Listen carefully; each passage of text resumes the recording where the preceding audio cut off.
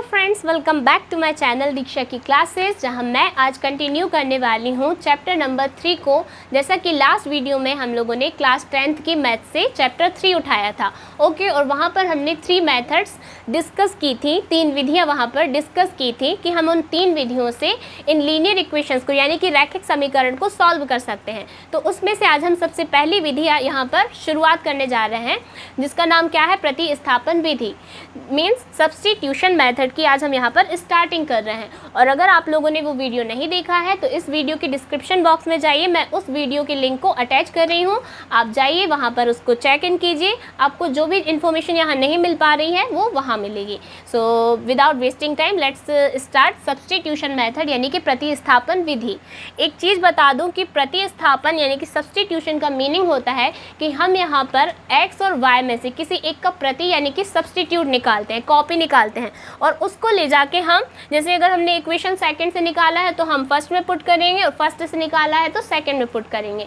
और प्रति आपको चूज़ करने के लिए कंफ्यूज नहीं होना है कि कौन सी इक्वेशन से निकालें, तो उसका सबसे इजी वे होता है, आप ये देख लीजिए कि x और y में से सबसे छोटा कोफिशिएंट यानी कि गुणांक कौन सी इक्वेशन में दिखाई दे रहा है। जैसे यहाँ समीकरण 2 में यानी कि इक्वेशन सेकंड में दिख रहा है, तो हम कौन सी इक्वेशन से स्टार्ट करेंगे, यानी कि प्रति लेंगे सब्स्टिट्यूट इक्वेशन सेकंड से। तो हम जिस भी इक्वेशन से ले रहे हैं सब्स्टिट्यूट यानी कि प्रति निकाल रहे हैं, तो हम यहाँ लिख देंगे कि समीकरण 2 से फ्रॉम इक्वेशन सेकंड। और हम किसका सब्स्टिट्यूट निकाल रहे हैं, x का, क्योंकि इसका कोफिशिएंट हमको ऑलरेडी दिख रहा है, यानी कि क्लियरली दिख रहा है कितना, 1। तो x इज इक्वल टू, हम 2y को इसलिए क्या करेंगे, यहाँ पर ट्रांसपोज कर देंगे, क्योंकि हम x का यहाँ पर क्या ले रहे हैं, प्रति सब्स्टिट्यूट ले रहे हैं। तो ये 2y इधर प्लस का है, इस साइड आके कैसा हो जाएगा, माइनस का हो जाएगा। ध्यान रखिएगा, जो प्लस में है वो माइनस में, और जो माइनस में है वो प्लस में हो जाती है ट्रांसपोज करने पर नंबर, ठीक है। और हिंदी में बोलूँ तो जो चीज़ यहाँ धन की है वो ऋण में, और ऋण में है तो वो धन में हो जाएगी। फिर ये इक्वेशन क्या बन जाती है आपकी, 3 हो जाती है। अब इस x के मान को यानी कि प्रति को उठा के हम कहाँ पुट करेंगे, इक्वेशन 1 में पुट करेंगे, क्योंकि हमने कहाँ से निकाला है, 2 से। तो हम लिखेंगे समीकरण 1 में x का मान रखने पर putting the value of x in equation 1, ठीक है। अब पुट करते हैं 7x माइनस 15y। सबसे पहले तो हम इक्वेशन 1 को लिख लेंगे पूरा, है ना। 15y इज इक्वल टू कितना है, 2। तो 7 के साथ जो x है वो मल्टीप्लाई में, इसलिए जो पूरी वैल्यू यानी कि प्रति हमने निकाला है वो कैसा रहेगा, यहाँ पर मल्टीप्लाई में। और इसको हम लिखेंगे कैसा, ब्रैकेट में यानी कि कोष्टक में लिखेंगे, ठीक है। ऋण 15 यानी कि 15y बराबर 2। अब करो मल्टीप्लाई, 7 का अंदर मल्टीप्लाई होगा, क्योंकि 7 जो x के साथ था वो कैसा था, गुणा में था, तो ये भी पूरा वैल्यू क्या होगा, मल्टीप्लाई होगा इसका। तो 7 3 = 21 माइनस 7 2 = 14y, और माइनस 15y ये पहले से ही है, इज इक्वल टू 2। मतलब 7 3 21, 7 दूनी 14, और ऋण 15y पहले से यहाँ पर 1 से दिखाई दे रहे हैं, 1 से 4 वाले दिखाई दे रहे हैं, ठीक है। यानी कि सेम वेरिएबल वाले 2 टर्म्स दिखाई दे रहे हैं। तो ये क्या हो जाएंगे, ये तो जुड़ेंगे या घटेंगे, क्योंकि यहाँ दोनों के आगे माइनस लगा है, इसलिए माइनस माइनस हमें पता है प्लस होता है। और ये क्या हो जाएगा आपका यहाँ पर माइनस 29y हो जाएगा, ठीक है, इज इक्वल टू 2। मतलब कहने का ऋण और ऋण धन होता है, ये जुड़ जाएंगे, और क्योंकि दोनों ऋण के हैं इसलिए साइन यानी कि चिन्ह किसका आएगा आगे, इनके ऋण का आएगा, ठीक है।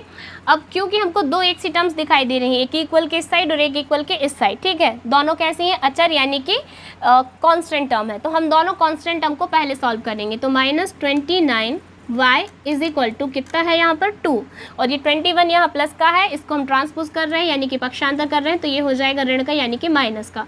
अब देखो प्लस माइनस माइनस होता है, तो minus 29y is equal to, ये कितना हो जाएगा आपके पास में, 21 में से 2 जाएगा तो कितना बचेगा, 19 बचेगा, ठीक है।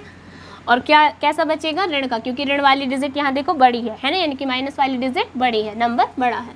तो y इज इक्वल टू, अब जैसा मैंने कहा था कि अगर कोई चीज़ यहाँ मल्टीप्लाई में है तो वो इधर कैसी हो जाएगी, डिवाइड में, तो इसलिए यहाँ ट्रांसपोज होने पर ये कैसा, गुणा में है, इस साइड आके भाग में, तो ये 19 के कैसा चला जाएगा, भाग में, यानी कि डिवाइड में, ठीक है। और माइनस से ये माइनस कैंसिल होके y की वैल्यू कितनी आ गई हमारे पास में 19/29। ये हमें मिल गया किसका मान, यानी कि वैल्यू y का मान मिल गया।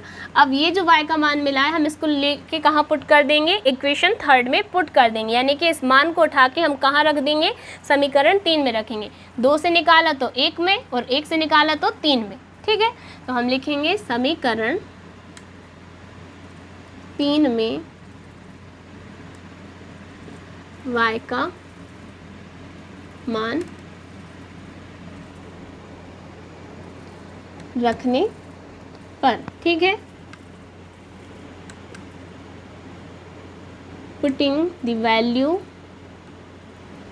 ऑफ y इन इक्वेशन 3, ठीक है।